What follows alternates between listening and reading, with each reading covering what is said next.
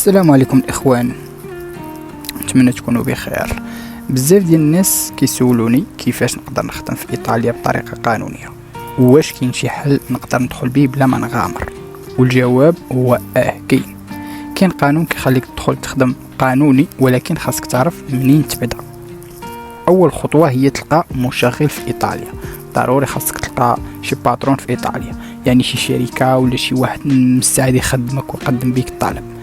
هذا المشغل هو اللي كيدير الاجراءات ماشي انت، يعني ملي كتلقى شي مشغل هو اللي كيقدم الطلب ديالك هنايا في الدوله، هو اللي كيقدم الطلب باش يجيبك. طيب كيفاش تلقى المشغل؟ هذا سؤال مهم.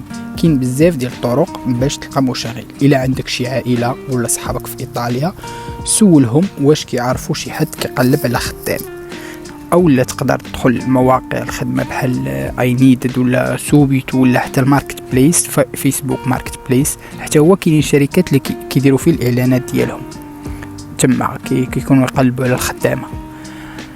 او لا من الاحسن اللي كيبان لي انا، من الاحسن هو تكون عندك العائله ديالك هنا، او لا شي حد كتعرفه هنايا هو يقلب لك لشي باترون. يسول اي واحد، اي باترون خاصو خدام، سيلا خاصك خدام، كاين واحد السيد من المغرب هادي ويتوسط لك. بالحق يكون من العائله، ماشي اي واحد يتوسط لك، حيت راه كاينين نصابه شويه. او لا تقدر تدخل المواقع اي نيدد ولا سوبيتو وتقلب على الناس اللي كيقلبوا على الخدامه وتواصل معاهم، وما عرفتي شنو كاين انت وظهرك. تقدر تلقى شي واحد اللي بصح خاصو شي خدام وما صابوش هنايا، غادي يدفع لك كونطرا. او لا كاينين بعض الجمعيات، كاينين حتى بعض الجمعيات في ايطاليا كيساعدوا الناس اللي باغيين يخدموا، خصوصا في الفلاحه والبناء، حيت هنايا الطاليان ما تيبغيوش يخدموا في الفلاحه والبني بزاف، ما تيبغيوش يضربوا التماره. الورا من بعد من تلقى المشغل شنو خاصو يدير؟ هذا هو السؤال المهم. المشغل هو اللي كيقدم الطلب ديالك عبر الانترنت، يعني وكيحتاج يكون عنده حساب رسمي في النظام ديال الدوله، ويدير اللي يكون عنده الوثائق المطلوبه كاملين اللي طالبها من عندهم الدوله، يعني يكون عنده حساب رسمي مع الدوله باش يقدر يقدم لك طلب باش يجيبك تخدم معاه. خاصو يبين انه عنده السكن ليك، وانه يقدر يخلصك، وان الخدمه اللي غادي دير تكون قانونيه. يعني هادو الشروط كتفرض عليه الدوله، انه يكون عنده فين غادي يسكنك، يكون عنده الخدمه اللي غيخدمك قانونيه، ماشي غيجيبك يخدمك شي خدمه اللي ما يمكنش تديرها، او شي حاجه اللي خارجه على القانون. وكل شيء يكون كل شيء يكون قانوني.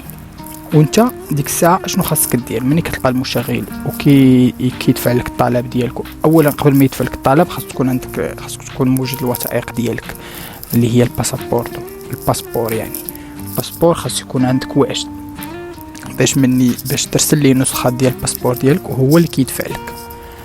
وتكون مزيان من الناحيه الامنيه في المغرب، يعني ما يكون عندك حتى لا سوابق لا مشاكل لا والو، ما يكونش عندك مشاكل مع الدوله، ولا تكون دوز الحبس ولا مبحوث عليك ولا شي حاجه روشيرشي ولا شي حاجه. خاصك تكون نقي، كيف ما تنقولوا حنايا بالمغربيه، خاصك تكون نقي وتصبر. من بعد من تدوي مع شي باترون او لا تلقى شي مشغل اللي غادي يدفع لك كونطرا ديالك، تصبر. حاليا ولا قانون جديد في ايطاليا ما بقاوش كونطرات كيتعطلوا، يعني تقريبا الا تعطل شهر ونص حتى لشهرين ماكسيموم.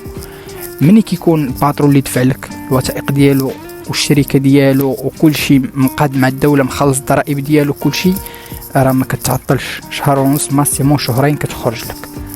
وانا نصيحه اللي كنبغي ننصح الخوت هي رد البال من الناس اللي كيوعدك بعقد عمل، يعني داك الوسيط السمسار. راه كاينين شفاره بزاف ديال الناس شفاره هنايا في ايطاليا كيتوسطوا لهاد العقود. انا ما كنعممش، ولكن اغلبيتهم واحد 80% او 90%، نقدر نقول انا واحد 80% شفاره كيتوسط لك وكيدي الفلوس، وهو واخا هو عارف بلا الباترون اللي غيدفع لك ما مخلص الضرائب، ما مريقل حتى حاجه مع الدوله ما والو، وكيخليه يدفع لك غير باش يصيفط لك الروسي سكتك بيه، وهو عارف كونطرا ما غاديش تخرج. لو راه كنبغي ننصح الدراري يحاولوا ما يدخلش بيناتهم وسيط.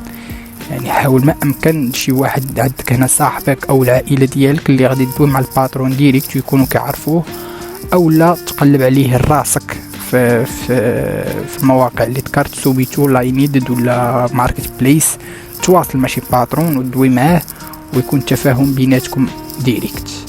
ونتمنى للجميع التوفيق ان شاء الله، واي واحد عنده الحلم ديالو يجي يخدم هنايا في اوروبا، الله يوفق الجميع والله يسر كل شيء. وديروا جيم وبارطاج الفيديو، يمكن توصل لشي حد محتاج يسمع هذا الكلام. بارطاجي من الفيديو والله يسر الجميع، وان شاء الله فاش يكون اي مستجدات في المسائل ديال قانون التدفقات دي كريتو فلوسي، ندير الاخوان بارطاج ونعطيكم معلومه صحيحه ان شاء الله. الله يسر الجميع.